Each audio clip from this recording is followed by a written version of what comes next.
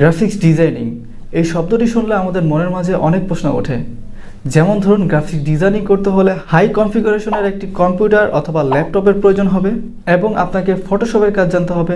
তারপরে সবচেয়ে বড় বিষয় হচ্ছে আপনাকে গ্রাফিক্স ডিজাইনিংয়ের লম্বা সময় ধরে একটি কোর্স কমপ্লিট করতে হবে এবং সব কিছু মিলে বিশাল একটি ঝামেলার বিষয়। কিন্তু আপনি চাইলে বর্তমান সময়ে আপনি আপনার মোবাইলের মাধ্যমে প্রফেশনাল গ্রাফিক্স ডিজাইনিং করতে পারেন। Yes, it's 100% real. আমি ইব্রাহিম আছি আপনাদের সাথে। আজকে আমি আপনাদেরকে দেখাবো কিভাবে আপনার মোবাইলের মাধ্যমে প্রফেশনাল লেভেলের গ্রাফিক্স ডিজাইনিংয়ের কাজ করবেন খুব সহজে। এই জন্য আপনাদের প্রয়োজন হবে ক্যানভা নামে একটি অ্যাপস এবং সেই অ্যাপসের লিঙ্ক আমার ডিসক্রিপশন বক্সে দেওয়া থাকবে। আর সবচেয়ে মজার বিষয় হচ্ছে আপনাদের কোনো প্রকার গ্রাফিক্স ডিজাইনিংয়ের কোর্স প্রয়োজন হবে না। নর্মালি সেই অ্যাপসটির মাধ্যমে আপনি খুব সহজে গ্রাফিক্স ডিজাইনিংয়ের কাজ করে নিতে পারবেন। তো কথা না বলে ডাইরেক্ট চলে যাব মূল ভিডিওতে। তো চলুন শুরু করা যাক।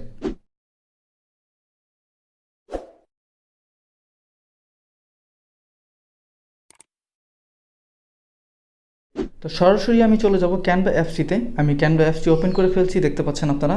ফাইনালি দেখতে পাচ্ছেন ক্যানভা অ্যাপসটি চলে আসছে। তো এখানে কিন্তু অসংখ্য কভার পোস্ট অনেক কিছু রয়েছে। আমি আপনাদেরকে শুরু থেকে দেখাই।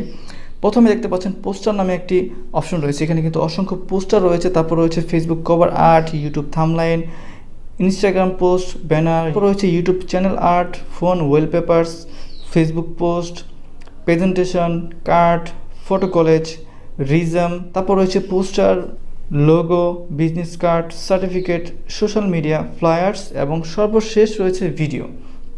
এখান থেকে আপনারা দেখতে পাচ্ছেন এখানে কিন্তু অনেকগুলো লোগো রয়েছে। আমি আপনাদেরকে একটু পরে দেখাচ্ছি। প্রথমে আমি আপনাদেরকে যেটা দেখাবো সেটা হচ্ছে পোস্টার কিভাবে এডিট করবেন।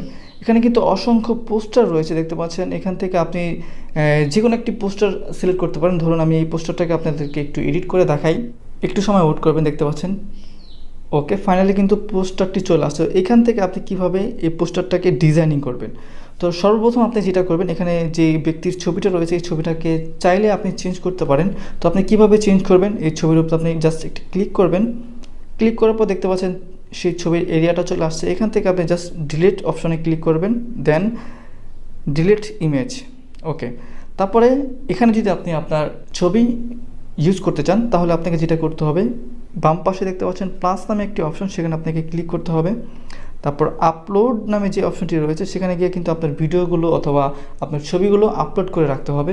তো এখান থেকে আমি আমার ছবিটাকে সিলেক্ট করলাম, তারপর আমি নিচে টেনে ধরলাম, তারপরে আমি ছবিটাকে একটু বড় করে দিই। ওকে, তো আমি আমার ছবিটাকে পজিশন মতো নিয়ে দেন ডান করে দেওয়ার পর দেখতে পাচ্ছেন ছবিটা কিন্তু পজিশন মতো চলে আসছে।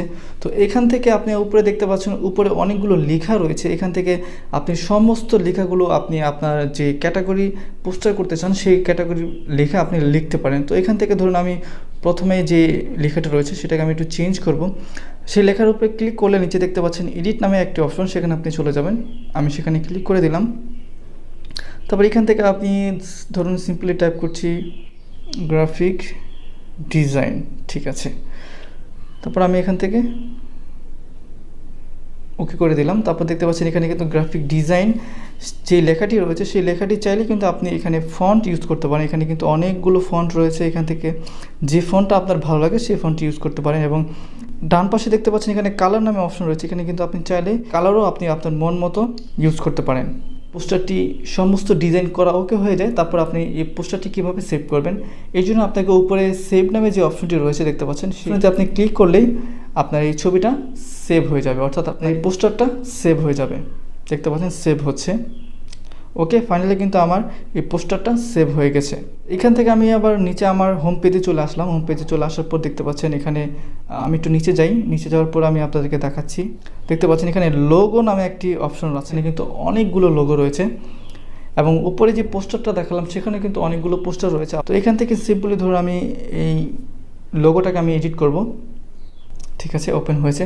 তো আমি এই লোগোর যে প্রথমে যে ফেসটা রয়েছে সেটাকে আমি ডিলিট করে দিলাম। তো আমি আমার একটি ছবি এখানে বসাবো। এখান থেকে আমি আবার আপলোডে চলে যাব। আপলোডে যাওয়ার পর এখানে ছবি সিলেক্ট করতে হবে। আমি আমার গ্যালারিতে চলে গেলাম। ওকে, আমি আমার এই ছবিটাকে সিলেক্ট করলাম। একটু সময় ওয়েট করে দেখতে পাচ্ছেন আমার ছবিটা কিন্তু এখানে চলে আসছে। ওকে, আমি ছবিটাকে একটু ছোট করে নিব।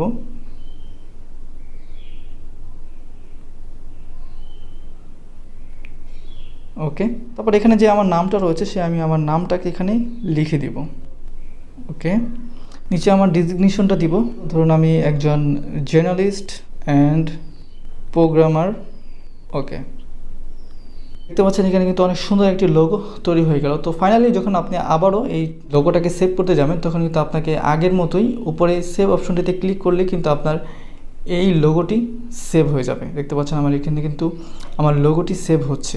তো ফাইনালি আমি আপনাদেরকে দেখাবো আমি যে লোগোগুলো তৈরি করলাম সেই লোগোগুলো অ্যাকচুয়ালি কীরকম কোয়ালিটি হলো। দেখতে পাচ্ছেন এখানে কিন্তু প্রথম যে লোগোটা আমি ক্রিয়েট করেছিলাম, দেখতে পাচ্ছেন এই লোগোটাকে জুম করে দেখাচ্ছি, দেখতে পাচ্ছেন একদম ফুল এইচডি কোয়ালিটি। এবং আপনারা চাইলে ক্যানভা অ্যাপসের মাধ্যমে অনেক সুন্দর সুন্দর লোগো ডিজাইনিং করতে পারেন খুব সহজে, এবং এই লোগোগুলো ডিজাইনিং করে আপনি মাসে কিন্তু চাইলে এখান থেকে অনেক অর্থ উপার্জন করতে পারেন। আশা করা যায় ভিডিওটি দেখে আপনারা বুঝতে পেরেছেন। তারপরেও যদি কোনো কনফিউশনে থাকেন অবশ্যই আমাকে জানাতে পারেন। আপনাদের সুবিধার্থে আমার সোশ্যাল মিডিয়ার প্রত্যেকটা লিঙ্ক আমার ডিসক্রিপশন বক্সে দেওয়া আছে, আপনারা চাইলে আমার সাথে যে কোনো সময় কন্ট্যাক্ট করতে পারেন।